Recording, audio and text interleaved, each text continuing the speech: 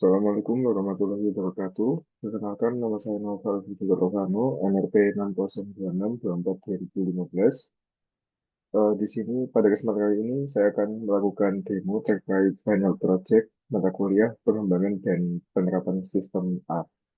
Sebelum masuk ke demo, untuk memberikan sedikit konteks, di sini proyek yang saya kerjakan bernama Powertrain, dan di sini saya mendapatkan tanggung jawab untuk mengembangkan fitur tracker konsumsi protein harian. Serta di sini saya juga merancang template layout tampilan antarmuka pada front end sehingga dapat menjaga konsistensi antar fitur. Oke, untuk background dari project ini sendiri merupakan untuk menyadarkan pengguna terkait pentingnya pemenuhan kebutuhan protein harian mengingat banyaknya manfaat yang diberikan oleh protein. Oke, langsung saja masuk ke terkait arsitektur. Untuk memberikan sedikit konteks,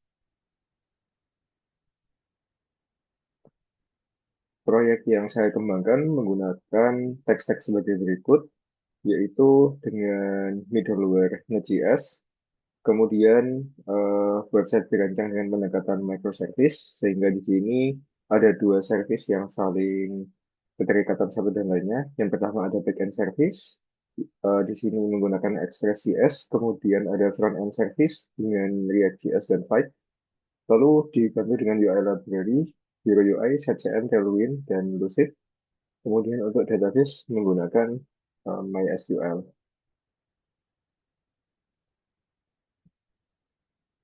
Kemudian masuk ke demo server-side implementation.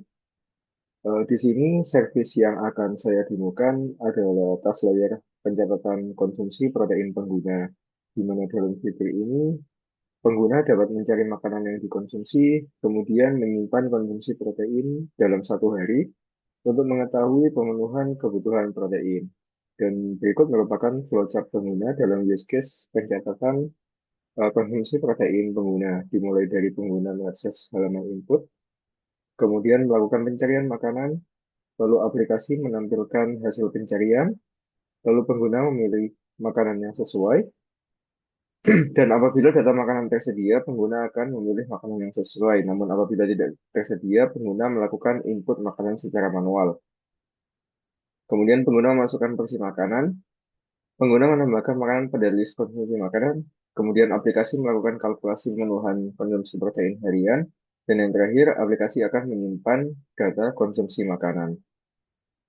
Untuk endpoint yang digunakan, kurang lebih adalah sebagai berikut.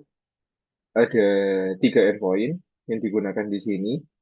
Yang pertama adalah dengan metode get, yaitu endpoint untuk melakukan pencarian data makanan berdasarkan query pengguna. Di sini menggunakan input source query, lalu returnnya adalah list data makanan. Kemudian ada endpoint post dengan metode post dengan URL recursive yang berfungsi untuk menyimpan data konsumsi protein pengguna, di mana menggunakan input ID pengguna, nama makanan, porsi, dan kadar protein.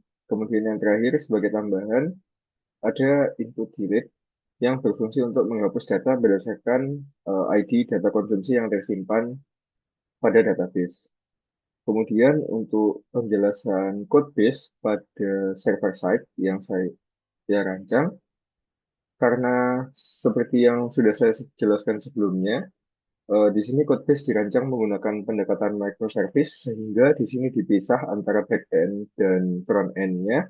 Mereka berdua jalan di dua server yang berbeda, di mana front end di sini berjalan menggunakan Vite dengan port 5173, sedangkan backend-nya berjalan menggunakan Node.js dengan port 5000. Untuk menjalankan keduanya, dapat melalui terminal dan menggunakan komen npm rundev. Dan di sini kebetulan dua-duanya sudah saya nyalakan. Kemudian untuk mengakses fitur saya dapat menuju di BE Service, kemudian Fano Tracker. Di sini saya menggunakan pendekatan MVC, yaitu Model View dan Controller, Untuk yang pertama ada model, namun sebelum masuk ke model, di sini ada konfigurasi koneksi ke dalam database karena aplikasi backend perlu membuat koneksi terhadap MySQL agar dapat mengakses data. Di sini kebetulan untuk mempermudah konsistensi dan pengerjaan, kami menggunakan Git pada proyek ini sehingga untuk kredensial tidak dimasukkan di dalam konfigurasi database, melainkan disimpan di dalam file.env untuk menjaga keamanan. Sehingga nanti yang akan diunggah pada Git tidak akan mengikutkan credential environment. Oke, berikut merupakan script untuk menyambungkan antara database dan juga models atau backend service. Kemudian sebelum membuat sambungan, pastikan bahwa database telah dibuat. Di sini kami menggunakan MySQL sebagai database dan kebetulan untuk RDBMS-nya saya menggunakan SAM. Yang pertama adalah dilakukan DDL terlebih dahulu terhadap database, dibuat terlebih dahulu tabel-tabel yang dibutuhkan dalam aplikasi. Apabila sudah, dapat dilanjutkan pada code base. Dimulai dari models.js. Models.js di sini berfungsi sebagai model. Jadi models.js di sini merupakan variabel yang fungsinya adalah untuk mengakses data pada database atau melakukan interaksi dengan database. Sebetulnya pendekatan yang bisa digunakan ada dua, yaitu dengan menggunakan Object Relational Mapping atau Raw Query. Di sini kami menggunakan raw query dan untuk yang akan didemukan pada kali ini use case-nya menggunakan dua variabel. Yang pertama adalah variabel getFoodListSearch. Di sini untuk melakukan pencarian makanan berdasarkan query yang di-input oleh pengguna. Ketika variabel ini diakses, dia akan melakukan query ini terhadap koneksi database yang telah dibuat sebelumnya berdasarkan parameter yang diinputkan oleh pengguna. Jadi parameter di sini, tanda tanya di sini bisa bersifat dinamis. Kemudian untuk menyimpan data konsumsi digunakan oleh variabel store consume record dengan input parameter user ID, nama makanan, porsi protein. Kemudian ketika variabel ini dipanggil akan menjalankan query sebagai berikut yang fungsinya untuk menyimpan data konsumsi ke tabel user consume. Kemudian setelah model sudah selesai, ada controller. Controller di sini fungsinya untuk mendefinisikan function yang menyimpan logic dari service backend yang akan digunakan. Dan dalam use case kali ini menggunakan dua function. Yang pertama adalah function fetch food list search, di mana di sini berjalan secara asinkronus. Kemudian di sini juga eh, karena tadi inputnya adalah query, query di sini didapatkan melalui request. Jadi API yang dirancang bersifat stateless sehingga pengguna dapat melakukan query pada URL. Ketika query diambil dan disimpan ke dalam sebuah variabel, nantinya akan dijalankan pada function ini. Dan di sini query menjadi input utama. Apabila query tidak tersedia, maka secara otomatis server akan memberikan status code 400 dengan message 400 di sini merupakan bad request sehingga atau dapat diartikan kesalahan terdapat pada klien dengan message harap memberikan input pada API. Kemudian dilakukan try catch untuk menjalankan variabel pada model tadi yang sudah saya jelaskan berdasarkan query yang diinput oleh pengguna. Apabila data tersedia, maka akan atau respons ini berhasil 200, baik data tersedia maupun tidak, akan di return dalam bentuk JSON food list. Apabila data tersedia, maka dia bentuknya akan mereturn JSON yang berisi list data makanan, namun apabila tidak tersedia, dia akan tetap mereturn JSON dalam bentuk array atau list yang kosong. Kemudian apabila dalam proses try catch tadi terdapat error, akan di catch, kemudian di return sebagai 500 atau internal server error, jadi kesalahan terjadi pada server. Kesalahan ini contohnya semisal disebabkan oleh server backend yang mati atau koneksi pada database yang mati dan lain sebagainya. Kemudian untuk controller yang kedua yaitu save user consume, di sini juga dijalankan secara asinkronus sehingga di sini mengapa asinkronus? Asinkronus di sini maksudnya kedua variabel ini bisa dijalankan secara paralel, jadi tidak perlu menunggu satu dan lainnya. Dan di sini memerlukan input berupa user ID, nama makanan, porsi, protein yang diambil dari request body. Jadi bukan melalui URL, namun melalui body. Dan dilakukan pengecekan apabila salah satu dari input ini tidak tersedia, maka sistem akan mereturn 400 get request dengan message mohon untuk melengkapi data input. Kemudian apabila tersedia akan dieksekusi try catch dengan menjalankan secara asinkronus model yang tadi yaitu store consume record untuk menyimpan data ke dalam database dan apabila berhasil akan di-return status code 201 yaitu successful code untuk metode post dan message data konsumsi berhasil disimpan. Kemudian akan di-catch error. Apabila terjadi error akan di-catch dan akan di-return sebagai status code 500 dengan message terjadi kesalahan pada server. Kemudian model dan controller yang sudah dibuat tadi disimpan di dalam index.js atau routernya disimpan di dalam di sini sebagai view-nya yang nanti router ini atau endpoint ini akan digunakan oleh front end, akan dikonsum oleh front end untuk menyambungkan antara backend dan front end-nya. Dan untuk yang saya demokan pada kali ini menggunakan dua endpoint, yaitu slash search, slash save. Utamanya adalah dua endpoint ini. Tapi ada endpoint tambahan untuk mendelete dengan metode delete. Tapi untuk video demo kali ini saya akan fokus di dua endpoint ini. Oke, baik. Selanjutnya saya coba masuk ke skenario pengujian.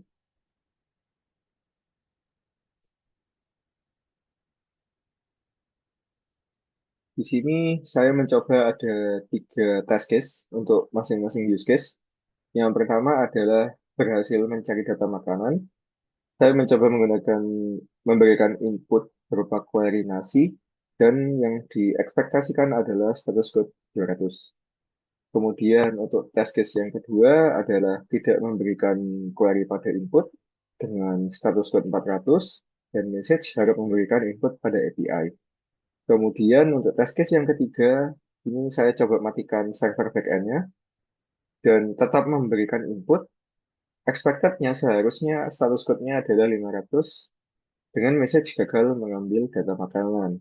Kemudian untuk use case yang kedua, yaitu menyimpan data konsumsi, ada tiga test case juga. Yang pertama adalah successful test case, yang yaitu berhasil menyimpan data konsumsi dengan input yang dibutuhkan tadi, dan expected-nya seharusnya 201. Kemudian saya akan coba tidak memberikan body pada request, seharusnya di sini akan memberikan body request atau 400 dengan message mohon untuk memberikan data input. Kemudian saya akan coba matikan server backend-nya dengan menggunakan input yang sama, seharusnya status code 500 atau gagal mengambil data makanan. Di sini saya menggunakan Postman sebagai tampilan dari API-nya. Saya coba dari use case yang pertama di sini dengan menggunakan query dan expected-nya tadi adalah 200 atau endpoint berhasil mengambil data makanan dan sesuai dengan query yang saya berikan. Di sini statusnya 200 dan di return dalam bentuk JSON nama makanan dan juga proteinnya. Oke, kemudian saya coba test case yang kedua adalah dengan tidak memberikan query.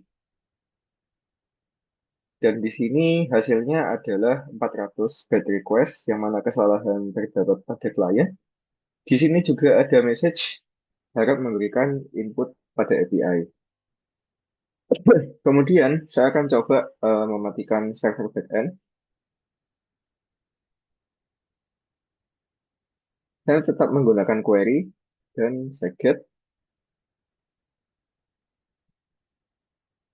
Nah, di sini eh, Postman menunjukkan bahwa connection radius ini sama saja dengan internal server error atau status code 500. Mungkin kalau ingin mencoba yang ada tampilan responsnya dapat dicoba untuk mematikan server database-nya. Oke, saya nyalakan lagi dan di sini server backend sudah nyala. Kemudian untuk use case yang kedua yaitu use case dengan metode post endpoint-nya. Di sini adalah untuk menyimpan data makanan pengguna. Untuk test case yang pertama, expected-nya adalah 201, di mana di sini saya memberikan body pada responsnya. Oke, semua input yang dibutuhkan sudah saya masukkan sebagai request body. Kemudian di sini coba send. Dan hasilnya adalah code-nya 201 atau successful code untuk method post dan message data konsumsi berhasil disimpan. Kemudian saya coba matikan satu inputnya, send.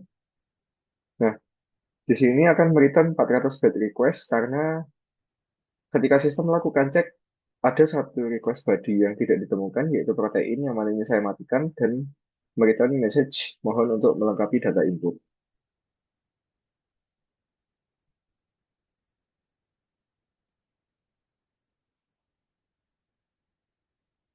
Kemudian saya coba untuk yang internal server error dengan yang cara yang sama itu mematikan server backend-nya. Nah, di sini connection juga reviews atau artinya ada kesalahan pada server dengan status code 500. Untuk mendapatkan review mungkin bisa seperti yang sama seperti yang sebelumnya dengan mematikan server database gitu. Oke, mungkin sekian untuk demo server side. Selanjutnya akan saya lanjutkan pada client side.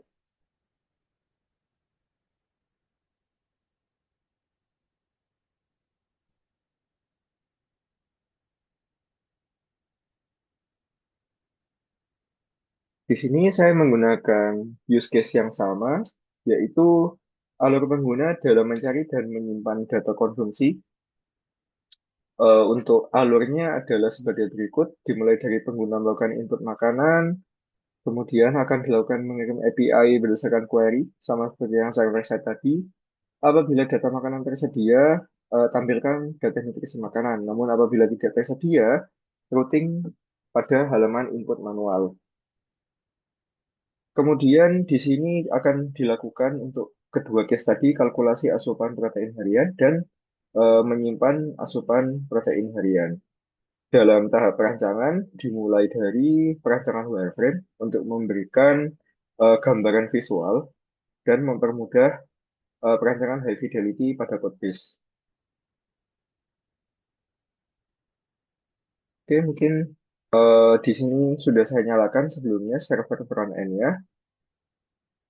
Dan untuk mengakses code base front end terdapat pada folder as service yang mana ini merupakan representasi dari service front end. Dan di sini di folder source, kemudian features, funnel tracker. Di sini kami menggunakan React dan salah satu pendekatan React yang diunggulkan adalah penggunaan reusable component sehingga membuat page utama tidak penuh dengan code. Sebagai contoh, di sini dalam page protein tracker, di sini merupakan page utama dari fitur tracker protein. Namun apabila bisa dilihat di sini, saya menggunakan pendekatan tadi reusable component. Jadi ada beberapa komponen yang saya bikin di luar page ini, sehingga page ini hanya melakukan rendering pada VDOM saja. Sebagai contoh di sini terdapat 3 komponen. Dan untuk melakukan import adalah sebagai berikut dengan menggunakan open dan closing tag seperti pada HTML.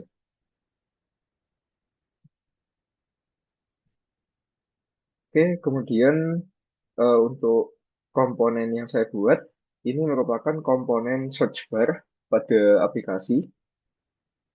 Di sini saya menggunakan UI library dari Hero UI dan juga Lucid React. Sebagai contoh, untuk menjelaskan atau mendemokan bagaimana cara kerja service front-end dalam mengkonsum API yang sudah disediakan oleh backend.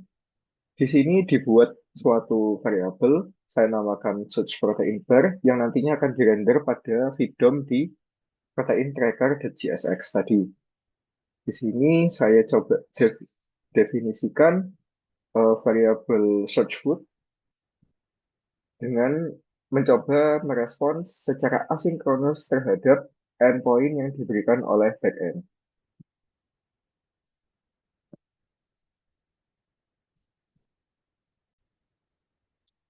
Jadi di sini dimasukkan dalam sebuah variabel bernama response untuk melakukan fetch pada endpoint yang sudah dibuat oleh backend service.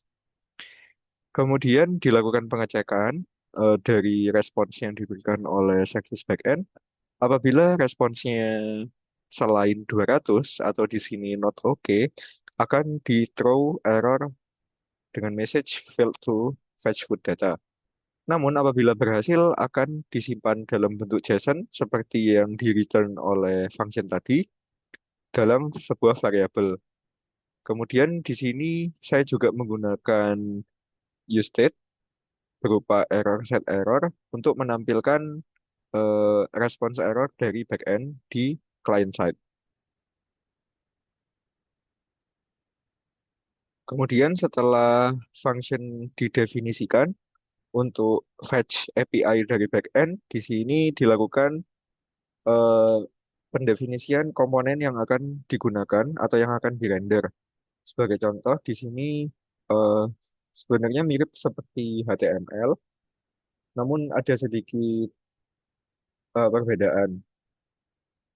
Sebagai contoh, di sini bisa ditambahkan pengecekan apabila error atau data tidak tersedia, semisal pengguna melakukan query sedangkan datanya tidak tersedia, maka akan merender komponen ini. Namun, apabila results atau hasil dari fetch pada API yang diberikan oleh backend tadi tersedia, maka akan merender ini. Nah, ini sangat dimungkinkan karena React memiliki fitur useState, sehingga dapat memberikan conditional. Mengingat pada konsep React, yaitu menggunakan reusable component, apabila hasil tersedia, di sini saya melakukan mapping dengan melakukan render komponen protein search result, di mana protein search result ini akan dirender sesuai dengan jumlah results yang ada.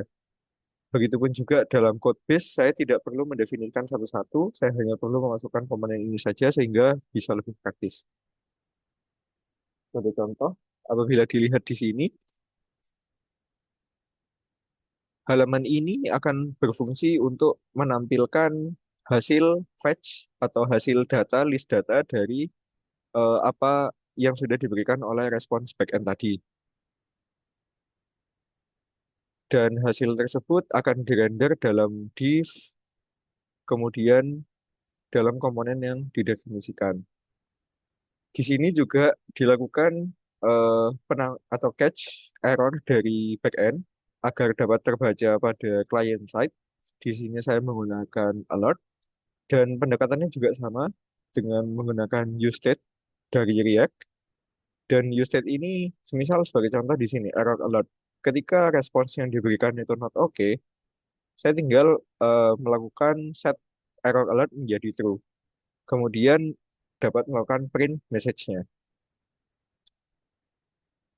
Setelah data ditampilkan, masuk ke use case yang kedua, yaitu untuk menyimpan data konsumsi pengguna. Di sini didefinisikan pada variabel post user consume yang dijalankan secara asinkronus dalam komponen modal. Di sini saya buatnya dan dilakukan pengecekan. apabila pengguna belum memasukkan porsi, di sini akan diberikan alert. Kemudian apabila porsinya sudah dimasukkan, akan dicoba di sini mengambil ID pengguna berdasarkan session yang login. Kemudian akan disiapkan data yang akan disimpan ke dalam database, yang mana ini akan ditaruh di request body sebagai input dari endpoint yang didefinisikan oleh backend. Nah, di client side juga bisa di tracking respons dari backend-nya. Di sini, semisal if respons status 201, alertnya, success alertnya di set ke true, kemudian apabila ada error, errornya di catch, lalu di print message-nya seperti apa, dan akan di set error alert menjadi true. Mungkin lanjut ke demo terhadap websitenya. Oke, sama seperti server side, di sini ada beberapa tes skenario. Yang pertama, pada use case pencarian. Pada use case pencarian, primary flow-nya adalah data makanan tersedia, sedangkan secondary flow data makanan tidak tersedia dan pengguna akan melakukan input melalui form. Di sini saya coba apabila data makanan tersedia.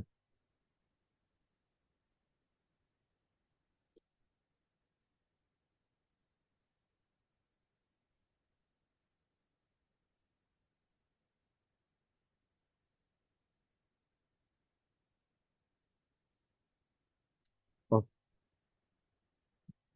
pastikan bahwa server front end dan back end telah nyala dalam kondisi hidup.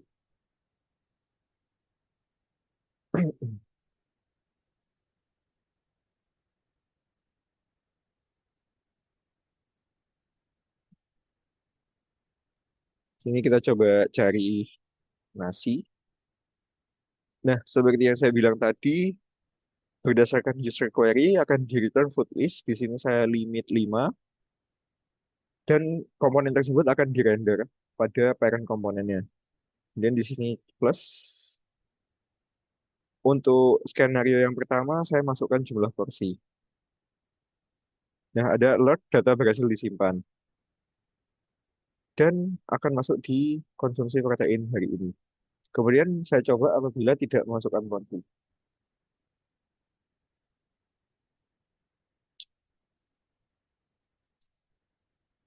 Di sini akan ada alert untuk memasukkan jumlah porsi makanan. Jadi request post yang dilakukan tidak bisa dilakukan karena ada request body yang kurang. Di sini tergolong sebagai 400 atau bad request.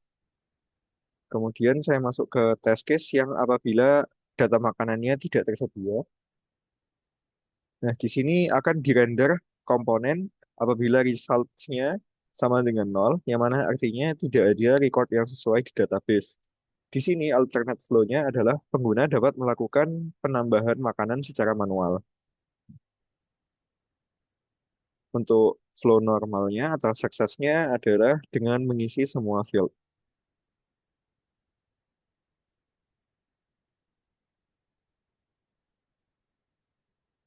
Kemudian simpan dan akan muncul alert data berhasil disimpan. Kemudian untuk test case yang kedua adalah dengan mencoba bad request, 400 bad request dengan expected-nya muncul error alert.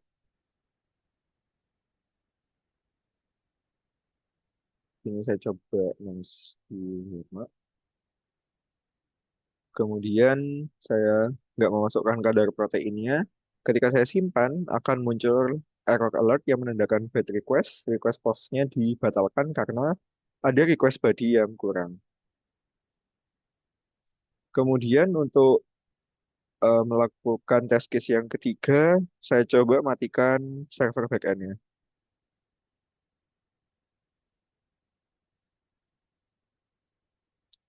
Backend servernya saya matikan, page-nya di-reload.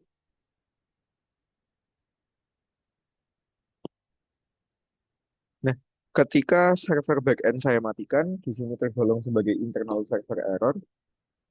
Ketika dicek pada inspect, akan muncul pada konsol errornya. Seperti yang sudah didefinisikan tadi, sebagai contoh di sini, error fetching protein data. Gagal karena ada internal server error dengan status code 500. Dengan demikian, test case sudah sesuai dengan expected result, baik pada server side dan client side. Sekian demo untuk fitur tracker protein intake harian pengguna. Terima kasih. Wassalamualaikum warahmatullahi wabarakatuh.